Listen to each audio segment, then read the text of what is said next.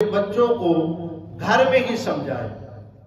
चूंकि बच्चे हैं, उनको नहीं पता होता, ठीक है, वो खुद को नहीं संभाल पाते, वो खुद यानी कि इस कदर जो है वो जितनी मतलब की इबादत करते हैं दोस्त अहबाब जवान, तो वो पूरे नहीं उतर पाते।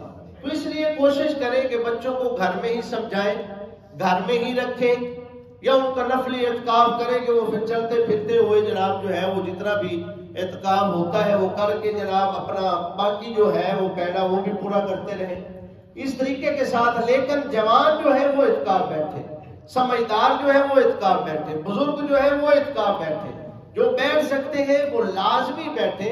ये बहुत बड़ा अजर व सवाब का काम है। और पता नहीं अगला साल जो है हमारी जिंदगी के अंदर आना है कि नहीं आना, ये भी कोई पता नहीं है, ठीक है। ये साल अगर हमारे पास मौजूद है तो हमें अपनी इस्लाह करने की जरूरत है। और ये यकीन जानिए बहुत ही जबरदस्त एक पैकेज होता है कि जिसके अंदर आप खुद को मजीद संभाल सकते हैं।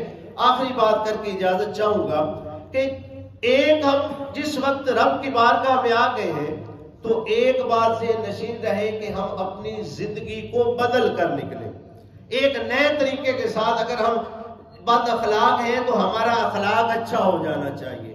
अगर हमारा वालिदैन के साथ रवैया नाफरमानी वाला है तो वो फर्माबरदारी वाला हो जाना चाहिए।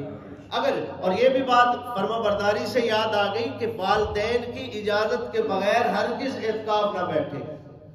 वालिदैन की इजाजत ले, ये ना हो जो पट्ठिया तो चले हो बह जाओ जो बुढ़ा पे पाता राशि, ये नहीं करना भाई, बिल्कुल ऐसे नहीं करना। इजाजत के बगैर ना बैठे, इजाजत ले। अगर घर वाले आपको समझते हैं कि हमारे घर का निजाम भी चल सकता है तो फिर एतकाफ कर ले। अगर आपके वालिदैन मना कर दे तो हरगिज एतकाफ ना बैठे, उस एतकाफ का फायदा भी कोई नहीं।